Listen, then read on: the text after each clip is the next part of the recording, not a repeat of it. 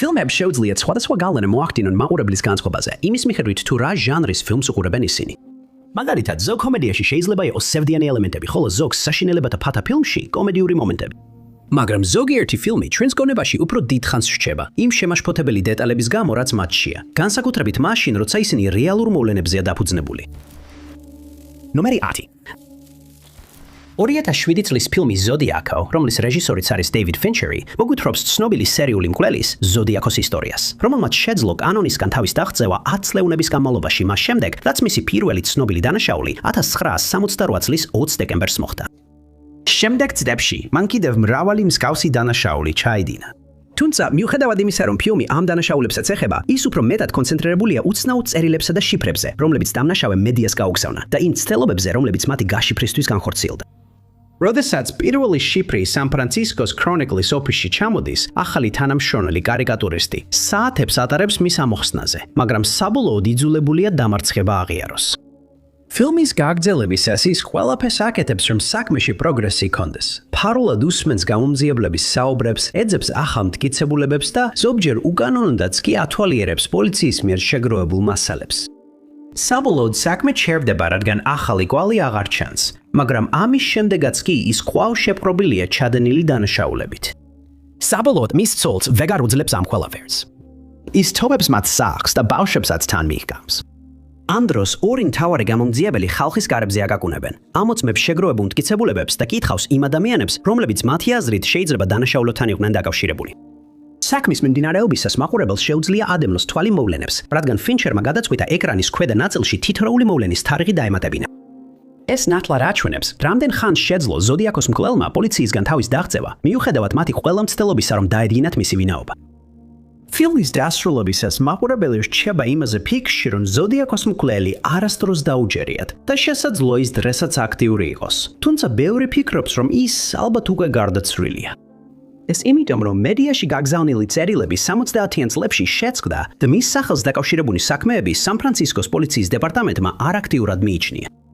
გამოძიება 2008 წელს ხელახლა გაიხსნა და საქმეში FBI ჩაერთო, იმ იმედით, რომ დამატებით მინიშნებებს იპოვიდნენ, რაც დამნაშავემდე მიიყვანდათ, მაგრამ ასე არ მოხდა. მოწმეების მიერ 1960-იან წლებში პოლიციისთვის მიცემული აღწერების გათვალისწინებით, სადაც ამბობდნენ, რომ ის 35-დან 45 წლამდე ასაკის იყო, ზოდიაკოს მკვლელი დღეს მინიმუმ 90 წლის იქნებოდა და ამიტომაც ახლა მიიჩნევა, რომ ის ცოცხალი აღარ არის. მთავარი ეჭვმიტანილი Arthur Lee Allen-ი 1992 წელს გარდაიცვალა, მაგრამ ის ერთადერთი არ ყოფილა, ვისაც ეჭვობდნენ. კაცი სახელად Gary Francis-ის გარკვეული დროის განმავლობაში ეჭვმიტანილად მიიჩნეოდა, მაგრამ გამომძიებელთა უმეტესობა ფიქრობს, რომ მას ამ დანაშაულებთან კავშირი არ ჰქონდა. თუ დამნაშავე მართლაც გარდაიცვალა, ძალიან მცირე შანსია, რომ მისი დანაშაულები ოდესმე გაიხსნას, მაგრამ მისი საქმე დღესაც ღიაა და გამოძიება გრძელდება. ნომერი 9. Argo არის კრიტიკოსების მიერ აღიარებული პოლიტიკური დრამა, რომელიც Ben Affleck-მა გადაიღო და თავადაც მთავარ როლს ასრულებს. ფილმი გამოვიდა 2012 წელს და თავდაპირველად შედევრად მიიჩნიეს, რადგან დეტალურად აღწერს CIA-ის მისიას, რომლის მიზანიც იყო თეირანში დამალული 6 დიპლომატის გადარჩენა ირანის მძევლების კრიზისის დროს. მაგრამ მალე გაერკვა, რომ Affleck-მა სიუჟეტი ბევრგან თვითნებურად შეცვალა და ფილმის დიდი ნაწილი ისტორიულად არასწორია. მედიაში ამ ოპერაციას კანადური ავანტიურა უწოდეს, რადგან ამ ქვეყნის მთავრობამ მნიშვნელოვანი როლი ითამაშა განვითარებულ მოვლენებში. ყველაფერი დაიწყო 1979 წელს ისლამური ირანის რევოლუციის დასაწყისში. როდესაც ეს მოხდა, ირანის შაჰმა მოჰამად რეზა ფეჰლევიმ, რომელსაც აშშ-ში მთავრობის მხარდაჭერა ჰქონდა, გადაწყვიტა საკუთარი სიცოცხლის გადასარჩენად გაქცეულიყო. ამას შესაძლებლობად მიიჩნიეს იმამის ხაზის მიმდევარმა მუსლიმ სტუდენტებმა და გადაწყვიტა შტურმით აეღოთ თეირანში მდებარე აშშ-ში საელჩო, სადაც ათობით დიპლომატი მძელად აიყვანეს და მოითხოვეს, რომ შაჰი დაბრუნებულიყო ქვეყანაში სასამართლოს წინაშე წარსადგენად. მათი განწყობები მანავე გაიზიარა ირანის ახალმა მთავრობამაც. თუმცა ექსმა დიპლომატმა მოახერხა გაქცევა. ესენი იყვნენ Robert Anderson, Cora Embry Lee Jackie, Mark Lee Jackie, Joseph Staffordy, Caitlin Staffordy და Lee Schatzy. ისინი თავშესაფარს კანადის მთავრობისგან ეძებდნენ და მათ ორი კანადელი დიპლომატი, Ken Taylor-ი და John Sherdowni შეიფარა. მათ მოგვიანებით გაეხსენეს, როგორ გადაძურნენ ირანელი სტუდენტები საელჩოს კედელზე, მაგრამ ისინი ცალკე შენობაში მუშაობდნენ და შეუმჩნევლად შეძლეს გაქცევა. ორი მათგანი ბრიტანეთის საელჩოში ფეხით წასვლას დაავალეს, ხოლო მეორე ჯგუფი, რომელმაც სხვა გზა აირჩია, მალევე მიაგნეს და უკან საკონსულოში დააბრუნეს. როცა პირველი ჯგუფი ბრიგანეთის საელჩოს მიუახლოვდა, მიხვდნენ რომ შენობის გარეთ დიდი რაოდენობით მომიტინგეები იყვნენ შეკრებილი. მომიტინგეები პირდაპირ ჯგუფსა და საელჩოს შორის იდგნენ. ამიტომ ანდერსმა უთხრა მათ რომ საელჩოს ნაცვლად მის სახლთან მისულიყვნენ, რომელიც ახლოს იყო. შემდეგი 6 დღის განმავლობაში ჯგუფი ერთ სახლში იძინებდა, შემდეგ კი სხვა სახლში გადადიოდა, რათა მდევრებს თავი დაეღწია. შემდეგ ანდერსმა დაუკავშირდა Sheerdowns, რომელიც იმიგრაციის ოფიცრად მუშაობდა და მთელ ჯგუფს უთხრეს რომ მის სახლში გადასულიყვნენ. 5 დიპლომატი იქ 10 ნოემბერს მივიდა და მათ კანადის ელჩი Ken Taylor-ი მიესალმა. ჯგუფის 2 წევრი Taylor-ის სახლში გადაიყვანეს, ხოლო დანარჩენი 3 Sheerdown-თან დარჩა. 27 ნოემბერს მათ სამ შეუერთდა Lee Schatz-ი, რომელსაც შვედეთის საელჩოში აფარებდნენ თავს და იგი იატაკზე ეძინა. შემდეგი რამდენიმე კვირის განმავლობაში დიპლომატები თვალს ეფარებოდნენ და 1980 წლის 27 იანვრის დილით მარიბადის საერთაშორისო აეროპორტში გაემგზავრნენ. მათ შეძლეს უსაფრთხოების კონტროლის გავლა და ავიდნენ თვითმფრინავზე, რომელიც ციურიხში, შვეიცარიაში მიფრინავდა, სანამ საბოლოოდ შინ დაბრუნდებოდნენ. უმეტესობას პრობლემა აქვს ამ მოვლენების აფლეკის ვერსიის ბოლო 20 წუთთან დაკავშირებით. დიპლომატების გაქცევასთან დაკავშირებული მოვლენები გადაჭარბებულად დრამატიზებულად მიიჩნევა, თუმცა ფილმს ირანელი მაყურებლებიც კი აკრიტიკებენ. მათ მიაჩნიათ, რომ ნაჩვენები ირანელი პერსონაჟები სრულიად ევთგანზომილებიანად არიან გამოსახული და ისე არიან გვერდზე გადადებული, თითქოს რეალურ მოვლენებში არანაირი როლი არ ჰქონდათ. მათ დაამატეს, რომ პერსონაჟები გამოყვანილნიანი არიან არაცივილიზებულებად და გაბრაზებულებად. გარდა ამისა, ფილმში კანადის მონაწილეობა დიდწილად დავიწყებულია, ხოლო აშშ-ის მთავრობა და CIA-ც ამქონ როლში არიან წარმოდგენილნი. ნუმერი 8. რაში არის 2013 წლის ბიოგრაფიული სპორტული ფილმი, რომელიც 2 ფორმულა 1-ის მრბოლელის, ბრიტანელი ჯეიმს ჰანტისა და ავსტრიელი ნიკი ლაუდას შორის მძაფრ მეტოქეობას ასახავს. ეს მეტოქეობა PIX 1976 წლის სეზონში მიაღწია და ფორმულა 1-ის გულშემატკივრები მოუთმელად ელოდნენ, როგორ განვითარდებოდა მოვლენები. მაგრამ იმ ადამიანების თქმით, რომლებიც ახლოს იყვნენ ამ ორ მრბოლელთან, რონ ჰოვარდის ფილმში მოვლენები გადაჭარბებულადაა წარმოჩენილი ფილმის ეფექტისთვის და ბეოქს ფილმი არ მოეწონა, რადგან მიაჩნდათ, რომ მან ლაქა მიაყენა სპორტის ერთ-ერთ ყველაზე ლეგენდარულ მეტოქეობას. 1975 და 1977 წლებში მსოფლიო ჩემპიონობა ნიკი ლაუდა მოიპოვა, ხოლო 1976 წლის მსოფლიო მრბოლელთა ჩემპიონატში გამარჯვება ჯეიმს ჰანტს ხვდა წილად. იმ პერიოდში ნიკი ლაუდა ფერარისთვის მართავდა მანქანას, ხოლო ჯეიმს ჰანტი მაკლარენის მრბოლელი იყო. იმავე წელს ნიკი ლაუდას ძალიან საშიში ავარია შეემთხვა ნიურბურგრინგის ტრასაზე წვიმიან ამინში, რაც მას უკვე სერიოზულად აფიქრებდა. მან შესთავაზა, რომ რბოლა გადაედოთ, მაგრამ მისი თხოვნა უყურადღებოდ დარჩა და მოსახვეში შესვლისას მისი მანქანის ერთ-ერთი საკონტროლო ბერკეტი გაუთხდა. ამის შედეგად მანქანა პირდაპირ ბორცვს შეეჯახა, რის შემდეგაც ცეცხლი გაუჩნდა. მანქანიდან მას კოლეგამ რბოლელი დაეხმარა გამოსვლაში, რის შემდეგაც 6 კვირა გამოტოვა ფორმულა 1-ის სეზონიდან, მაგრამ სულად გამოჯამრთელდა. ამის შემდეგ ჰანტისა და ლაუდას მეტოქეობა კიდევ უფრო გამძაფრდა. პირველივე დაბრუნებულ რბოლაში იტალიის გრან-პრიზე მან მეოთხე ადგილი დაიკავა, მაშინ როცა ჰანტმა რბოლა ვერ დაასრულა. იმ წლის ოქტომბერში მათ შორის სხვაობა მხოლოდ 8 ქულა იყო, ხოლო სეზონის დასრულებისას ჰანტმა მხოლოდ 1 ქულით მოიგო. განსხვავებით გავრცელებული მოსაზრებისგან, ნაწილობრივ ფილმის წყალობითაც, ლაუდა და ჰანტი კარგი მეგობრები იყვნენ და ამ ლეგენდარული დაპირისპირების შემდეგაც მეგობრებად დარჩნენ. ამიტომაც ბევრმა ადამიანმა მიუთითა იმ შეუსაბამობებზე, რომლებიც ფილმში შეიძლება აღმოაჩინა. ფილმში მეტოქეობა სათავეს იღებს ჯერ კიდევ მე მაშინ, როცა ეს ორი მძღოლი ფორმულა 3-ში ასპარეზობდნენ. მაგრამ რეალურად ისინი არასდროს შეხვედრილან ერთმანეთს იმ დივიზიონში. ამ შეცდომის დავიწყება ადვილია, რადგან ყველას არ ესმის სხვადასხვა დივიზიონების მნიშვნელობა, მაგრამ რეჟისორმა უკეთ უნდა იცოდეს. შემდეგ არის სცენა, სადაც ჰანტი თავს ესხმის და ფიზიკურად უსწორდება ჟურნალისტს, რაც მისი ახლობლების თქმით არასდროს მომხდარა. ცნობილი იყო, რომ მას სწრაფად ეშლებოდა ნერვები და ფიზიკურ დაპირისპირებასაც არ ერიდებოდა, მაგრამ ეს სცენა სრულიად გამოგონილია. სხვა სცენაში ორი მეტოქე ერთმანეთს ხელს ართმევს და უთანხმოებებს წარსულ საბარებს. მაგრამ რადგან ისინი ახლო მეგობრები იყვნენ, ეს საჭირო არ იყო და მიიჩნევა, რომ ეს სცენა უბრალოდ ფილმის დასასრულის შეგრძნების მისაცემად ჩასვეს. Number 7. Alfred Hitchcock is სამუდამოდ დარჩება ერთ-ერთ ყველაზე ლეგენდარულ საშინელებათა ჟანრის რეჟისორად ყველა დროის განმავლობაში. ის არის პასუხისმგებელი ისეთ ცნობილ ფილმებზე, როგორიცაა Psycho და უკანა პანჯარა, რომლებიც ახლა კლასიკად ითვლება და ამ ჟანრის საუკეთესო ფილმებს შორის არიან. მისი ფილმები ცნობილია თალიანტი შემაშფოთებელი ატმოსფეროთი და უჩვეულო თემატიკით, რომელთაგან ერთ-ერთი ყველაზე უცნაური იყო ჩიტები. ფილმი გამოვიდა 1963 წელს და მოგვითხრობს მდიდარი მაღალი საზოგადოების ქალის მელანიეს შესახებ, რომელსაც შეუყვარდება ადვოკატი მიჩი. ის მიემგზავრება ბოდეგა ბეიში მის სანახავად, მაგრამ შემდეგ უცნაური მოვლენები იწყება. მოახლებულ ტერიტორიაზე ფრინველები მოულოდნელად იწყებენ ქალაქის მოსახლეობის თავდასხმას, თითქოს და უმიზეზოდ. და როგორც ფილმი ვითარდება, სულ უფრო მეტი ფრინველი იწყებს იგივე ქცევას. ერთ მომენტში მელანი, მიჩის დედა და მისი და ყველა ერთად არიან ჩაკეტილები მის სახლში, როცა ფრინველები ცდილობენ შიგნით შეღწევას. მაგრამ საბოლოოდ კაკოფონიური ხმაურიც გდება. როცა ისინი გარეთ გადიან, შოკში ვარდებიან, რადგან ათასობით ფრინველი მიწაზეა დაგდებული და იგებენ, რომ ეს თავდასხმები სხვა ადგილებზეც გავრცელდა. ხალხი იწყებს სამხედროების ჩარევის მოთხოვნას, ხოლო ჯგუფი ტოვებს ამ შემაშფოთებელ ადგილს, მაშინ როცა ბალახზე მყოფი ფრინველები კვლავ აგვირდებიან მათ. თავდასხმების მიზეზი არასდროს იხსნება და მაყურებელი რჩება იმისთვის, რომ თავად გამოიდანოს დასკვნები. როდესაც ფილმი გამოვიდა, ეს ჩანდა როგორც ფანტასტიკური, მაგრამ შემაშფოთებელი ამბავი, რომელიც რეალურ ცხოვრებაში არასდროს მოხდებოდა. მაგრამ ბევრმა არ იცის, რომ სინამდვილეში ის დაფუძნებულია რეალურ მოვლენებზე, რომლებიც კალიფორნიაში 1961 წლის 18 აგვისტოს მოხდა. პატროლის ოფიცერ ედ კენინგემს ინდილით მშვიდი მორიგეობა ჰქონდა, მაგრამ დაახლოებით 2:30-ზე ყველაფერი შეიცვალა. ის შოკში ჩავარდა, როცა მუქი ფერის ჩიტი მის საპატროლო მანქანაზე ჩამოვარდა, მაგრამ შეშინდა, როცა კიდევ უფრო მეტი ჩიტი დაეცა ისეთი ძალით, რომ მანქანის პროჟექტორი დაამტვრიეს. იგი ფიქრობდა, მანქანიდან გადმოსულიყო და გაეგო რა ხდებოდა, მაგრამ ჩიტები ისეთი ძალით ეცემოდნენ მიწას, რომ არ გაბედა რისკზე წასულიყო და დაშავებულიყო. მონტერეის ყურეში მოქალაქეები პოლიციას უკავშირდებოდნენ და აცნობებდნენ, რომ ათასობით ჩიტმა თითქმის მთლიანად დაფარა მზე და ქაოსი გამოიწვია. თუმცა ეს შეცდომა აღმოჩნდა, რადგან ჩიტები სინათლე მიიზიდა და დაიწყეს მცხოვრებლებზე თავდასხმა ზევიდა. ვინც ხმაურმა არ გააღვიძა, ინდილით სახლიდან რომ გამოვიდნენ, ქუჩებში ათასობით ჩიტი დახვდათ და მეზობლები პანიკაში იყვნენ. გადარჩენილი ჩიტები გამლელებს ფეხებზე ქორტმიდნენ და მალე სუნი აუტანელი გახდა.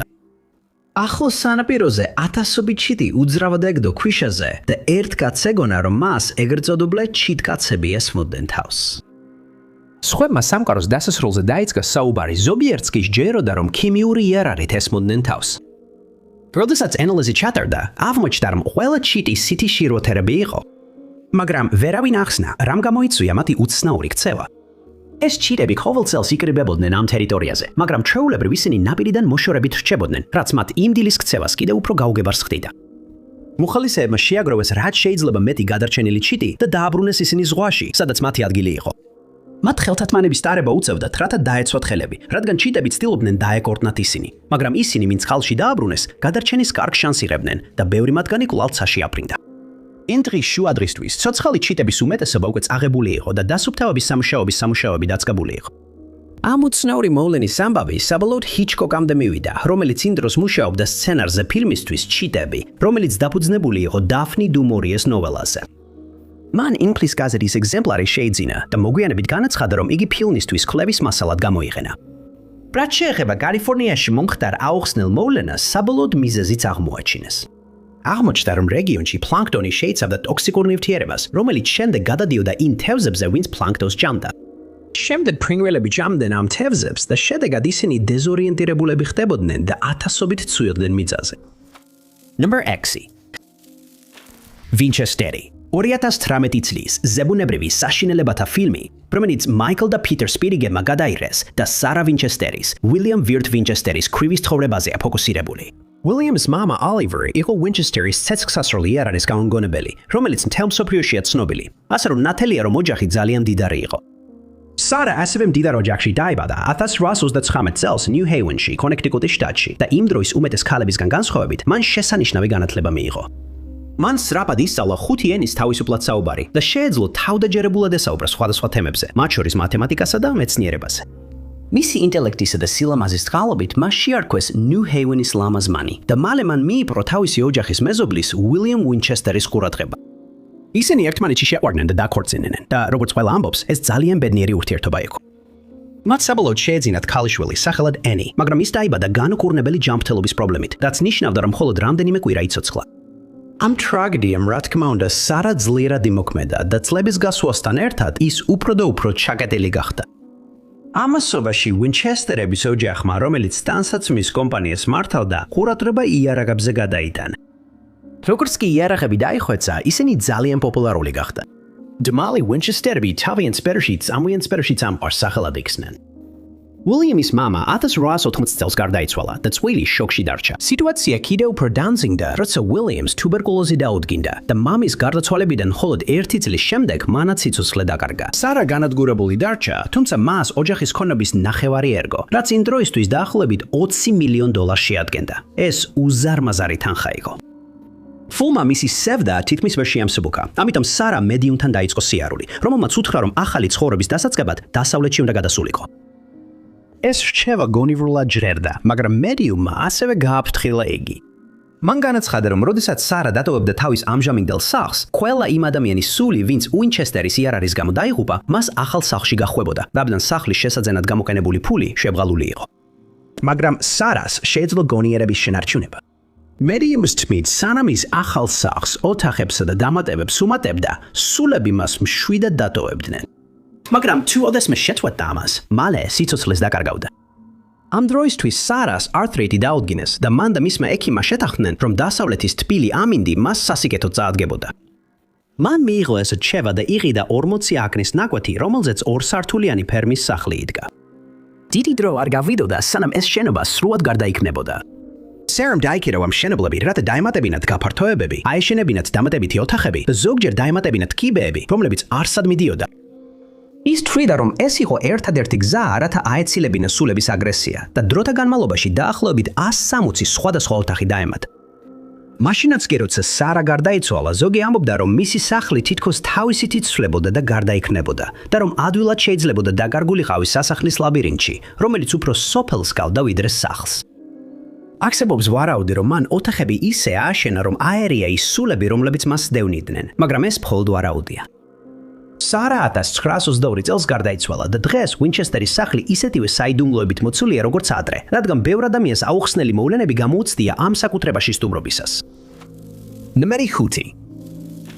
საჭიროა განსაკუთრებული ტიპის ადამიანი, რომ გახდეს ასაფეთქებელი მოწყობილობების განაღმვის ჯგუფის წევრი, რაც ფილმ Hurt Locker-ის მთავარი თემაა. ეს უკიდურესად საშიში სამუშაოა, რომელიც დიდ ყურადღებასა და ტექნიკურ ცოდნას მოითხოვს. ფილმი, რომელიც Catherine Bigelow გადაიღო 2006 წელს, გამოსვლის შემდეგ კარგად მიიღეს და კინოგაქირავებაში წარმატებული იყო. მან 6 ოსკარი მოიპოვა, მათ შორის ერთ-ერთი საუკეთესო ფილმისთვის გადაეცა. ფილმში არის დაძაბული სცენები, სადაც ჩანს, როგორც ცდილობს ჯგუფი ასაფეთქებელი მოწყობილობების გაუნებელყოფას ერაყის ომის დროს და აშკარად ჩანს, რა ზეგავლენას ახდენს ეს სამუშაო მათზე. ბევრი ადამიანი თვლის, რომ ფილმი ზუსტად ასახავს იმ მისიებს, რომელსაც ასეთი ჯგუფები ომის დროს ასრულებენ. თუმცა მალე ომის ვეტერანებმა უკმაყოფილება გამოხატეს ამ ფილმის მიმართ. პირველი კრიტიკა ეხებოდა იმას, თუ როგორ ასახა Bigelow ომის დროინდელი პირობები. Minimum ერთ სცენაში ასაფეთქებელი მოწყობილობის განაღმვის ჯგუფის ერთ-ერთი წევრი ჩანს, როგორ ანეიტრალებს ასეთ მოწყობილობას მავთულის საჭრელით, როგორც ხშირად ხდება ფილმებში, მაგრამ ეს არასწორია. Real situation ჯგუფი არასოდეს დააყენებდა თავისი წევრის სიცოცხლეს საფრთხეში და ასეთ შემთხვევაში მოწყობილობის ასაფეთქებლად ან განაღმვისთვის იყენებენ რობოტებს. ერთმა ვეტერანმა ეს სცენა შეადარა იმას, თითქოს მეხანძრე ცეცხლმოგიდებულ შენობაში წყლის სპრეით შევიდეს. შემდეგ არის პერსონაჟი, შტაბ-სერჟანტი ჯეიმსი. ის მუდმივად საფრთხეში აგდებს საკუთარ და თავისი გუნდის სიცოცხლეს, თავისი მოუფიქრებელი და არაპროგნოზირებადი ქცევით და ისიც კი ჩანს, როგორ მუშაობს დამცავი აღჭურვილობის გარეშე. Real or მისიაზე, ნებისმიერი მეგაბული გადაწყვეტილება უნდა დაამტკიცოს გუნდის რამდენიმე წევრმა, რაც უზრუნველყოფს, რომ სწორ პროტოკოლებს იცავენ და ქმნის მაქსიმალურად უსაფრთხო პირობებს უკიდურესად სახიფათო გარემოში. ესევე იყო შეშფოთება ფილმში ნაჩვენები არაპროფესიონალიზმის გამო. ერთ შემთხვევაში ჯეიმსი თოვებს ბაზას და მიდის ახლომდებარე სოფელში, რათა შური იძიოს ადგილობრივ მოსახლეობაზე და ფიზიკურად გაუსწორდეს მათ. ვეტერანები აცხადებენ, რომ ეს უკიდურესად შეუსაბამოა, რადგან ნებისმიერი ჯარისკაცი, ვინც ასე მოიქცეოდა, სამხედრო ძალებიდან დაითხოვებოდა სამოქალაქო პირებზე თავდასხმისა და მისა და მათი დაჯერის გამო საომარი ზონაში. მათ ასევე მიაჩნდათ, რომ ეს ამყარებს სტერეოტიპს, თითქოს ამერიკის ყველა მოქალაქეს აქვს ცეცხლსასროლი იარაღი და ცდილობს რაც შეიძლება ხშირად გამოიყენოს იგი, რაც სინამდვილეში ასე არ არის. ფილმს დიდხანს არ დასჭირდა, რომ სამართლებრივი დავა გამოეწვია, როდესაც ერთმა კაცმა, მასტერ სერჟანტმა ჯეფრი სარვერმა დაიწყო მტკიცება, რომ ფილმი მისი ცხოვრების ნაწილზე იყო დაფუძნებული. რადგან ფილმი რეალურ ამბავზეა დაფუძნებული, მას მიაჩნდა, რომ კომპენსაცია ეკუთვნოდა, თუმცა მას სხვა პრეტენზიებიც ჰქონდა. მან დაამატა, რომ ფილმში მისი პერსონაჟი არასწორად იყო წარმოჩენილი და რომ მას ცილი დასდეს. მაგრამ ფილმის პროდიუსერები ამტკიცებდნენ, რომ ის ნამდვილად რეალურ მოვლენებზე იყო დაფუძნებული, თუმცა შთაგონება რამდენიმე სხვადასხვა ადამიანისგან მიიღეს და არა მხოლოდ სარვერის გამოცდილებიდან. სარვერმა საჭელი შეიტანა, მაგრამ საბოლოოდ წააგო.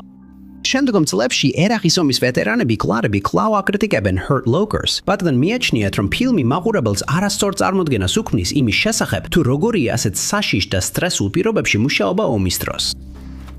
ნომერი 4 კიდევ ერთი ფილმი, რომელიც ისტორიკოსების უკმაყოფილების მიზეზი გახდა, არის ცნობილი მამაცი გული, რომელმაც 1986 წელს გამოსვლისას მსოფლიო დაიპყრო. ფილმი გადაიღო მისმა ვარსკვლავმა მელ გიბსონმა და მიუხედავად იმისა, რომ მას ბევრი კრიტიკა მოჰყვა, ის მაინც რჩება ბევრ კინომოყვარულის საყვარელ ფილმად. ფილმი მოგვითხრობს William Wallace-ის ისტორიას, რომელიც იყო მე-13 საუკუნის შოტლანდიელი მებრძოლი და ცდილობდა დაესრულებინა მეფე ედუარდ პირველის შოტლანდიის დაპყრობის სურვილი. ფილმის დასაწყისში Wallace საიდუმლოდ ქორწინდება მორაგზე, თავის სოფელში მსხორებ ქალზე, მაგრამ მალე ტრაგედია ხდება. მეფის ხალხი იჭრება სოფელში და კლავს მორაგს, რაც Wallace მძაფრ რისხვაში აგდებს. ის გარაცკვეთს აჯანყება დაიწყოს გვირგვინის წინააღმდეგ და ფილმის უმეტეს ნაწილში ის შურისძიებას ახორციელებს ყველა იმაზე, ვინც მის გზაზე დგას. ის რამდენიმე ბრძოლაში იმაჯრებს თანამებრძოლებთან ერთად, მათ შორის სტირლინგის ხიდის ბრძოლაში, მაგრამ საბოლოოდ მას შოტლანდიელი ერთგულები ღალატობენ და ინგლისელებს გადასცემენ. მას სიკვდილით სჯიან და ამ მომენტიდან შოტლანდიის დამოუკიდებლობისთვის მოწამე ხდება. ეჭვ გარეშეა, რომ ეს ძალადობრივი, გულსატკენი და ემოციური ფილმია, მაგრამ ბევრმა ისტორიკოსმა გააკრიტიკა იგი, მაგრამ ფილმში მრავალი ისტორიული უზუსტობაა, რომელსაც ისინი ვერ უგულებელყოფდნენ. ერთ-ერთი სახალისო კომენტარისას ამ შეცდომებზე ავტორმა სახელად ჯონ ოფარელმა დაწერა. ფილმი კიდევ უფრო არაზუსტი იქნებოდა მხოლოდ იმ შემთხვევაში, თუ მსახიობებს პლასტილინის ძაღლს დაამატებდნენ და ფილმს გადაარქმევდნენ უილიამ უოლესი და გრომითი. პირველი ესეთი უზუსტობა ფილმის პირველივე სცენაში ხდება. იქ ჩანს, რომ მეფე ირენებს კანონს, რომელიც საშუალებას აძლევს დიდგვაროვნებს დაქვემდებარებულ ქალებთან ჰქონდეთ ურთიერთობა მათი ქორწილის ლამეს. Every ისტორიკოსი მიიჩნევს, რომ ეს კანონი რეალურად არასდროს არსებობდა, რადგან მისი წერილობითი წყარო არ არსებობს. არც არავის უთქვამს, რომ ეს ნამდვილი კანონი იყო და ვერც ვერავის შეძლო მისი არსებობის დამტკიცება. Stirling's ხიდის ბრძოლა ბევრის, მათ შორის ზოგიერთი ისტორიკოსის აზრით, მიჩნეულია როგორც შუა საუკუნეების ბრძოლის საუკეთესო გამოსახულება კინოში. მაგრამ ამ სცენასაც თავისი პრობლემები ჰქონდა. პირველ რიგში ის ვერ აჩვენებს აღნიშნულ ხიდს და აკლია ერთი ძალიან მნიშვნელოვანი ადამიანი, რომელიც მონაწილეობდა ბრძოლაში. აჯანყების ლიდერი ენდრიუ დე მორეი. ნამდვილი ბრძოლის დროს მორეი დაიჭრა ინგლისელების დამარცხებისას და მოგვიანებით მიღებული ჭრილობებით გარდაიცვალა. ისტორიკოსებს უცნაურად მიაჩნიათ, რომ ის ამ სცენიდან ამოღებულია, რადგან მას დიდი როლი ჰქონდა იმ გამარჯვებაში. თუმცა ეს პატივი Wallace მიენიჭა. შემდეგ არის ფილმის სახელწოდების მამაცი გულის საკითხი. ისტორიულად ფრაზა მამაცი გული გამოიყენებოდა რობერტ ბრიუსის აღსაწერად, რომელმაც შოტლანდიელი ჯარისკაცები ინგლისთან გამარჯვებამდე მიიყვანა შოტლანდიის დამოუკიდებლობის პირველი ომის დროს. ფილმში Wallace-ის მამას მალკომი ჰქვია, მაშინ როცა მისი ნამდვილი სახელი ალენი იყო. ის სიცოცხლეს კარგავს, მაშინ როცა Wallace ჯერ კიდევ პატარა ბიჭია, თუმცა არც ერთი ეს ფაქტორი არ შეესაბამება სინამდვილეს. უცნობია, რატო გადაწყვიტა გიბსონმა მისი სახელის შეცვლა და ასევე ცხადია, რომ Wallace-ის მამა აჯანყების დროს ჯერ კიდევ ცოცხალი იქნებოდა. ერთ-ერთი გზა, რომელთაც მაყურებელი Wallace-ის პერსონაჟით ინტერესდება, არის მისი ღარიბი ჰაილენდელი ფერმერის სახით წარმოჩენა. მაგრამ ფაქტია, რომ ის ფინანსურად უზრუნველყოფილი ოჯახიდან იყო და არასდროს ჰქონიათ სირთულეები ცხოვრებაში. გარდა ამისა, Wallace და იზაბელა საფრანგეთელი რეალურ ცხოვრებაში არასდროს შეხვედრიან ერთმანეთს. იმ დროის მებრძოლები სახის საღებავს არ იყენებდნენ და ბრძოლაში დარვანის გილდებსაც არ იცვამდნენ. მათ მახულსა და ფარს იყენებდნენ ვიდრე ორხელა ხმალს, რომელსაც Wallace ფილმში ატარებს. და მეფე Wallace-ის შემდეგ ორი წლის მერე გარდაიცვალა და Wallace-ის სიკვდილი დასჯის დროს სიკვდილის სარეცელზე არ იცვა. მესამე ნომერი, სირკები. დღეს ახლოსაც აღარ არიან ისეთივე პოპულარულები, როგორც რამდენიმე ათეული წლის წინ. ბევრი ადამიანი თვლის, რომ მოგზაური კომპანიები ცხოველებს ცუდად ეპყრობიან და რომ გასართობი, რომელსაც ისინი სთავაზობენ, თანამედროვე ეპოქაში აღარაფერს არ მოადგენს. მაგრამ უარყოფა შეუძლებელია, რომ წარსულში ცირკები ძალიან პოპულარული იყო, რადგან ოჯახები იკრიბებოდნენ ამ დიდ კაროებში ერთი საღამოსთვის, სადაც მსუბუქი გართობა და თველწარმტაცი ტრიუკები ელოდათ, რომელთა შესახებაც კიდევ რამდენიმე კვირის განმავლობაში საუბრობდნენ. ერთ-ერთი ყველაზე ცნობილი ცირკის მფლობელი იყო პიტი ბარნუმი, რომელმაც ჯეიმს აბეილისთან ერთად 1891 წელს დაარსა ბარნუმისა და ბეილის ცირკი. ბარნუმი 1970-იანი წლებიდან ატარებდა თავის ცირკს სახელწოდებით დედამიწაზე ყველაზე დიდი შოუ. მაგრამ ერთ მომენტში მან და ბეილი მისმა მთავარმა კონკურენტმა გადაწყვიტეს გაერთიანებინათ თავიანთი ორი კომპანია. ეს არის 2017 წლის მიუზიკლის ყველაზე დიდი შოუმენის თემა, რომლის რეჟისორიც არის მაიკლ გრეისი. მასში მონაწილეობენ ვარსკვლავური მსახიობები, მათ შორის ჰიუ ჯეკმანი, ზაკ ეფრონი და მიშელ უილიამსი. მაგრამ ამ ცნობადი სახელების მონაწილეობამაც კი ვერ გადაარჩინა ფილმი დიდი კრიტიკისგან. ფილმში ბარნუმის ისტორია სიგარებიდან სიმდიდრემდე გზას აღწერს. ის გადაწყვეტს შექმნას ცირკი, რათა თავისთვის და თავისი ოჯახისთვის უკეთესი ცხოვრება უზრუნველყოს. სამართლიანობისთვის უნდა ითქვას, რომ მიუზიკლში შესული სიმღერები და შესანიშნავი მსახიობური შესრულებები მაყურებელში დიდი მოწონებით სარგებლობდა. საინტერესოა იგივე რეაქცია ექნებოდა თუ არა, რომ სცოდნოდათ სინამდვილეში როგორი ადამიანი იყო ბარნუმი და საერთოდ თუ იწუხებდნენ თავს მის მხარდაჭერაზე. კრიტიკოსები ამტკიცებენ, რომ ბარნუმის სახე შეალამაზეს, რომ ფილმის სიუჟეტს მორგებო და სინამდვილეში ის სრულიად განსხვავებული ადამიანი იყო. ბარნუმის ერთ-ერთი საყვარელი გამონათქვამი რეალურ ცხოვრებაში იყო: ყოველ წუთს ერთი ბრიყვი იბადება, რაც კარგად გვიჩვენებს როგორი ადამიანი იყო იგი. თავდაპირველად მას უჭირს საზოგადოება დაარწმუნოს, რომ მისი ცირკი, სადაც ესეთი უცნაური სანახაობებია, მაგალითად წვერიანი ქალი, სანახავად ღირს. მაგრამ საბოლოოდ ის კარდფულს შეულობს და რომანიაკს მომგარალ ჯენი ლენთან. ის და ჯენი არტისტებს უკანტოვებენ, სანამ დიდებისა და ფუფუნების ცხოვრებით ტკბებიან, რაც ისტორიულად სწორია. მაგრამ როგორც არ უნდა იყოს დასაჯერებელი, ეს მოვლენები ფილმის გულისთვის შეარბილეს. ნაჩვენებია, როგორ იკლებს მისი დიდება დროთა განმავლობაში და ცირკი იწყებს ჩავარდნას. როდესაც ბარნუმს აღარ დარჩა სხვა გზა, ის ბრუნდება ცირკში, რაც მის თანამშრომლებსა და შოუს მონაწილეებს ძალიან ახარებთ და ის კვლავ აგრძელებს ქვეყნის გარშემო მოგზაურობას, ისეთივე ბედნიერი როგორც ადრე. ბევრმა ადამიანმა აღიარა, რომ კინოთეატრიდან სრემლებით გამოვიდა, რადგან სჯეროდათ, რომ მოვლენები ზუსტი იყო, მაგრამ ასე არ ყოფილა. რეალურად ბარნუმი იყო თაგლითი და მატყუარა, რომელიც ხანდახან თავის თანამშრომლებს საჭმელსაც კი არ აძლევდა, როცა ასე უნდოდა. ის ხშირად ძალადობდა მათზე და თითქმის არ აინტერესებდა ცხოველები, რომლებიც მის ცირკთან ერთად მოგზაურობდნენ. მისი ერთადერთი მიზანი იყო, რაც შეიძლება სწრაფად, რაც შეიძლება მეტი ფული შოვნა და ვინც მის გზაზე გადაეღობებოდა, მალე ინანებდა ამას. ფაქტია, რომ ის ფიზიკური შეზღუდულობის მქონე ადამიანებს საქმეზე ახავდა და ზოგჯერ კრიდულობ და შემდეგ მათ საჯაროდ აჩვენებდა, რათა ხალხს გაოცება გამოეწვია. როცა ისინი გარდაიცვლებოდნენ, მათი სხეულები ხშირად მაინც გამოფენილი რჩებოდა და ხალხს შეეძლო ფულის გადახდით ენახა ეს შემზარავი სანახაობა. Number 8. 2014 წლის ფილმი იმიტაციის თამაში, რომელშიც Alan Turingის როლს Benedict Cumberbatch ასრულებს, მოგვითხრობს ცნობილი მათემატიკოსის ცხოვრებასა და მის მცდელობებზე, გაეშიფრა გერმანული ენიგმის კოდი ბლეჩლის პარკში ინგლისში მეორე მსოფლიო ომის დროს. ფილმი იწყება ომის შემდეგ 1951 წელს, როდესაც Turingi თავის სახლში მომხდარ ქურდობას პოლიციაში აცნობებს. როდესაც პოლიცია იძიებს საქმეს, ისინი პოულობენ იმას, რასაც უხამსობის მტკიცებლებად მათ მიიჩნევენ და Turing's აკავებენ. შემდეგ მაყურებელი გარადის 1939 წელს და ბლეჩლის პარკში, სადაც Turingi კოდების გამტეხთა ჯგუფს უერთდება. მათ ევალება ცნობილი ენიგმის კოდის გატეხვა, რომელიც ენიგმის მანქანით იქნება და რომელსაც უგამტეხავად მიიჩნევდნენ. Turing, რომელსაც არ უმართლებს, სთავაზობს, რომ მხოლოდ სხვა მანქანა შეძლებს კოდის გადახვას.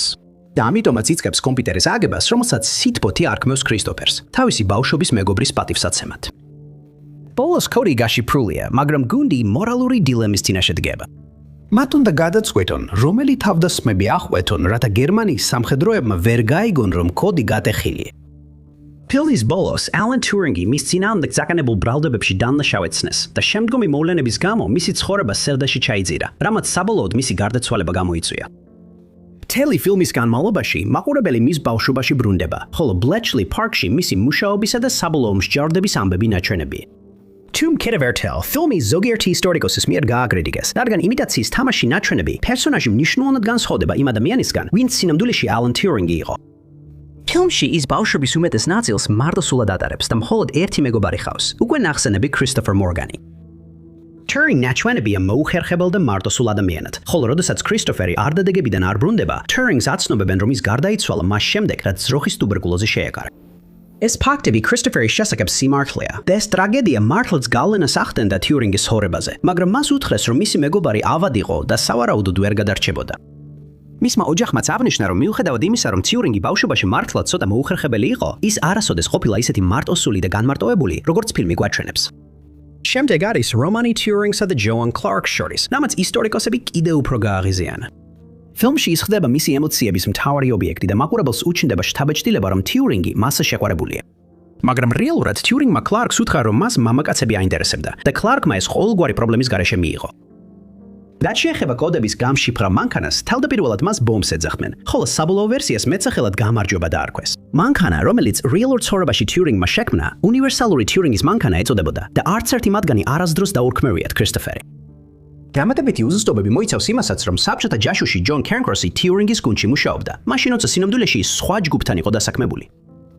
ბევრად უფრო სავარაუდოა, რომ ამ ორ კაცს ერთმანეთი აცკის შეხვედრიათ და Turing-ს არასდროს დაუმალავს ის ფაქტი, რომ Cairncross-ი ინფორმაციას ავრცელებდა.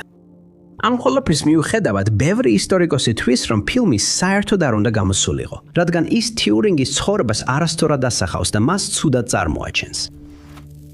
პირველი.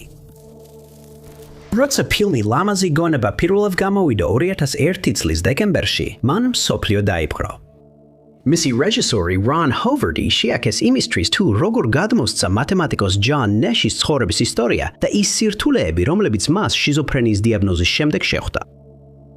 რეალურ ცხოვრებაში John Nash, რომელსაც ფილმში Russell Crowe ასრულებს, დაიბადა Bluefieldში, დასავლეთ ვირჯინიაში. როდესაც ნათელი გახდა, რომ მას მათემატიკაში განსაკუთრებული ნიჭი ჰქონდა, მისმა მშობლებმა იზრუნეს იმაზე, რომ მას ამ საგანში დამატებით გაკვეთილებს ეევლო. საშუალო სკოლის დასრულების შემდეგ მან სწავლა განაგრძო Carnegie's ტექნოლოგიის ინსტიტუტში, სადაც ქიმიურ ინჟინერიას სწავლობდა. შემდეგ მან ქიმიაზე დაიწყო კონცენტრირება, მაგრამ მას შემდეგ, რაც ერთ-ერთმა პროფესორმა John Laytonმა მას ამისკენ უბიძგა, მან სპეციალობა მათემატიკაზე გადაიტანა. მან საბოლოოდ დაამთავრა უნივერსიტეტი საბაკალავრო და სამაგისტრო ხარისხით მათემატიკაში, რის შემდეგაც სწავლა Princeton-ის უნივერსიტეტში გააგრძელა, სადაც მეცნიერებასა და მათემატიკას სწავლობდა. ამ დროისთვის ის უკვე გენიოსად ითვლებოდა და დაიწყო მუშაობა Nash-ის წონასწორობის თეორიაზე, რომელიც თამაშის თეორიის ნაწილი იყო. 1959 წელს, როდესაც Nash 30 წლის იყო, მან თავის ქცევაში ცვლილებები შენიშნა, რასაც მოგვიანებით პარანოიას უწოდებდა. მან დაიწყო იმის დაჯერება, რომ ნებისმიერი კაცი, რომელიც წითელ ჰალსტუხს ატარებდა, კრიპტოკომუნისტური პარტიის წევრი იყო და ისინი მის წინააღმდეგ შეთქმულებას აწყობდნენ. შემდეგ მან დაიწყო წერილების წერა ვაშინგტონში მდებარე რამდენიმე საელჩოში, რათა ეცნობებინა მათთვის, რომ საკუთარ მთავრობას ქვიდა და თავი ანტარქტიდის იმპერატორად გამოაცხადა, რადგან სჯეროდა, რომ ამ ტიტულს მიიღებდა მემკვიდრეობით. მან დაიწყო საზოგადოებისგან ჩამოშორება, განიცდიდა ჰალუცინაციებსა და ბოდვით აზროვნებას, ხოლო ექიმთან კონსულტაციის შემდეგ მას შიზოფრენიის დიაგნოზი დაუსვეს.